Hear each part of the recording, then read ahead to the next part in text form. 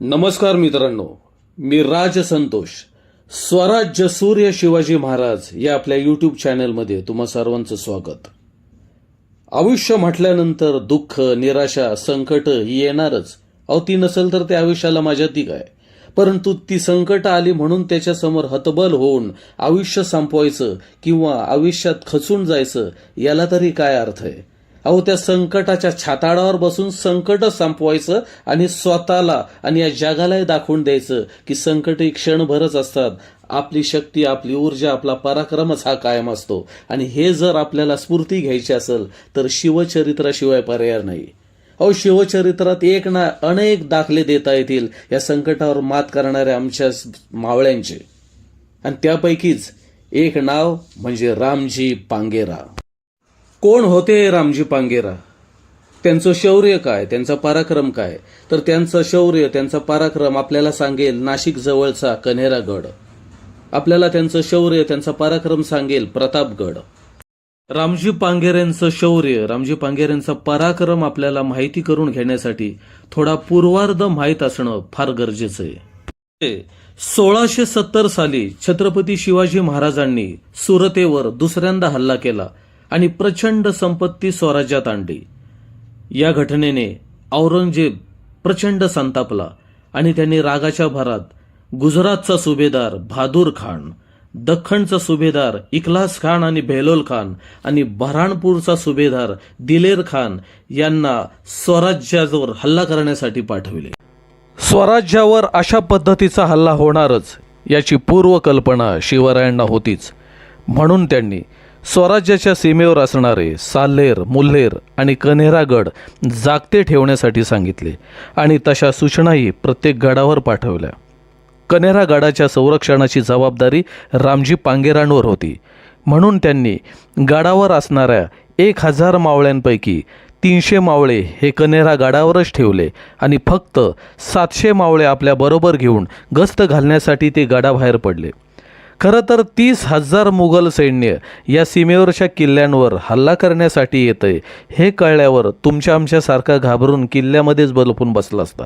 परंतु महाराजांच्या मुशीत तयार झालेले हे लोक, सह्याद्रीच्या अंगा खांद्यावर खेळलेले हे वाघ निधाड्या छातीने लढण्यास पुढे सरसावले. तेवढ्यात हेरांनी रामजी पांगेरांना खबर दिली. ती खबर होती की 30,000 मुघली सैन्यांपैकी 12,000 उमदे पठाण घेऊन दिलेर खान कन्हेरागडाकडे निघालाय. तेव्हा रामजी पांगेरांचा सहकारी म्हणतोय, सरदार, आता हो कसं करायचं?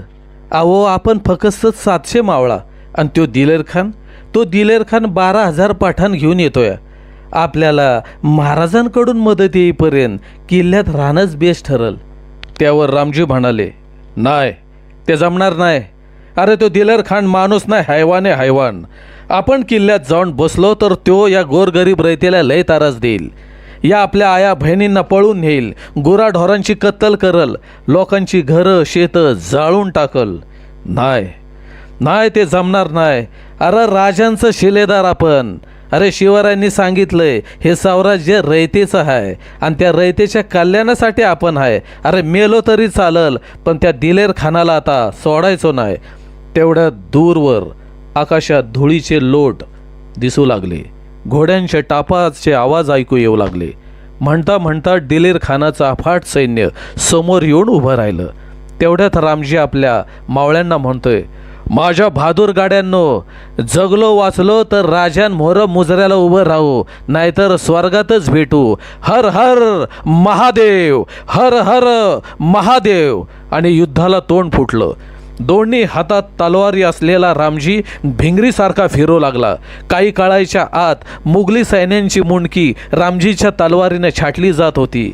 वादळ यावं आणि झाडांच्या कैऱ्या पटापट पडाव्यात तशी दिलेर खानाच्या सैन्याची मुंडकी टपाटप पडत होती. रामजींचं लढणं इतकं बेफाम होतं की पुन्हा एकदा दिलेर खान अवाक झाला. एकदा पुरंदरच्या लढाईत मुरारबाजी देशपांडेंना बघून आणि आता रामजी पांगेरांना बघून. दिलेर खानाने कौल मागितला आणि रामजी पांगेरांना म्हणाला, रामजी, तुम बहादुर सिपाही हो. तुम्हारे जैसे सिपे सालार को बादशाह की खिदमत करनी चाहिए. रामजी, तुम हमारी तरफ आ जाओ, तुम्हारे लिए हम बादशाह सलामत से दरख्वास्त करेंगे और तुम्हें जागीरी देंगे, इनाम देंगे, तुम्हें नवाजेंगे। तुम्हारे जैसे बहादुर की हमें सख्त ज़रूरत है राम जी, तुम्हारे जैसे बहादुर की हमें सख्त ज़रूरत है। त्यावर रामजी म्हणाले, अरे थुकतो तुझ्या जहागिरीवर, जहागिरी मिळते म्हणून कोणाच्या बी मागं जायला कुत्र्याची अवलाद नाही।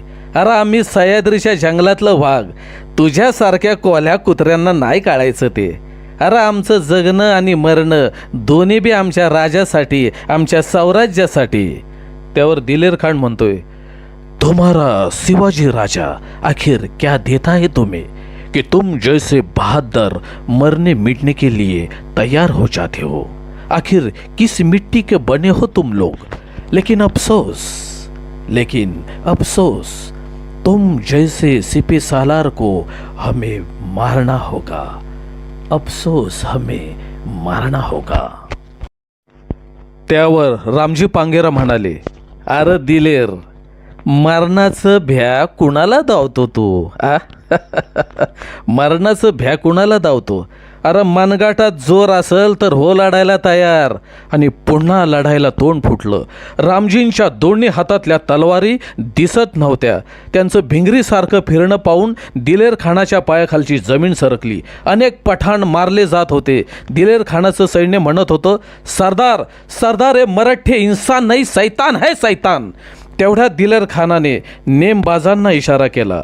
नेमबाजांनी आपल्या बंदुकीचे चाप ओढले आणि काही काळाच्या आत बंदुकीच्या छर्यांनी रामजींच्या सर्वांगाचा वेध घेतला आणि रामजी धारातीर्थी पडले आणि आलेलं वादळ झपकन निघून जावं तसं मृत्यूचं तांडव क्षणार्धात थांबलं। त्याही परिस्थितीत रामजींचं शरीर काही मावळे गडावर घेऊन गेले आणि उरलेल्या मावळ्यांनी अक्षरशः पराक्रमाची शर्त केली। दिलेर खानाचं निशाण पडलं। दिलेर खानाने माघार घेतली। त्याचं सैन्य सैरा वारा पळत सुटलं। यात 400 मावळे धारातीर्थी पडले तर 1,500 पठाण मारले गेले। जेव्हा छत्रपती शिवाजी महाराज रामजी पांगेऱ्यांच्या घरी सांत्वन करायला गेले तेव्हा रामजींचे वडील मारुती पांगेरा यांनी महाराजांच्या पायावर डोकं ठेवलं। त्यांना ओठवत राजे म्हणाले, बाबा, तुमच्यासारख्या वडीलधाऱ्यांनी आमच्या पाया नाही पडायचं, आम्हाला आशीर्वाद द्यायचे। खाली टाकलेल्या घोंगडीवर महाराज बसले आणि म्हणाले, रामजी म्हणजे सह्याद्रीचा ढाण्या वाघ होता। आणि हे ऐकल्यावर आत्तापर्यंत गिळलेला अवंडा बाण फुटावा तसा फुटला आणि रामजींचे वडील रडू लागले। या प्रसंगाला सामोरे जाताना महाराजांचेही डोळे पाणावले, कारण तो एका बापाचा आपल्या मुलासाठी हंबरडा होता। काही काळाने महाराजांनी त्यांना शांत केले व सरसेनापती प्रतापराव गुजर यांना इशारा केला।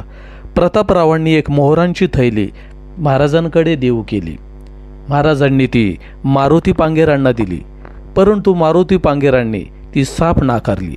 ते म्हणाले, अहो राज, सरकारातून आमासनी शेत जमीन बैलजोडी यांपैकी मिळाल्यात, आता याची काय बी जरवर नाही बघा।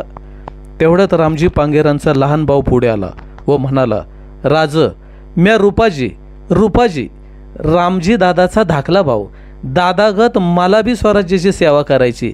त्यावर राजे म्हणाले, नाही रूपाजी, नाही, तुमचे आईवडील थकलेत, त्यांचा आधार व्हा। रामजींच्या कुटुंबाची जबाबदारी आता तुमच्यावरच। घरात करता पुरुष हा हवाच, त्यामुळे तुम्ही शेती करा। शेती करणं सुद्धा स्वराज्य सेवाच आहे। त्यावर रामजींचे वडील मारुती पांगेरा म्हणाले, माझ्या थोरल्या लेकाचं रामजीच्या आयुष्याचं सोनं झालं, तसं माझ्या धाकल्या लेकाच्या बी आयुष्याचं सोनं होऊ दे। रूपाजी म्हणाला, राज, मला बी रामजी दादागत पराक्रम करायचा आहे। राजे म्हणाले, ठीक आहे, घराची आणि शेतीची व्यवस्था लाव आणि रायगडावर हजर हो। अशा प्रकारे आपल्या मोठ्या मुलाने स्वराज्यासाठी बलिदान दिलेले असताना आपल्या दुसऱ्या मुलालाही स्वराज्यासाठी सामील करून घ्या असं म्हणायला वाघाचंच काळीज लागतं। अशा आईबापांना, रामजी पांगेरांना आणि त्यांच्यासोबत हसत हसत मरण पत्करणाऱ्या अज्ञात 300 मावळ्यांना मानाचा त्रिवार मुजरा। शिवचरित्रातून प्रेरणा घेऊयात, उत्कर्ष करूयात राष्ट्राचा आणि स्वतःचाही जय शिवराय.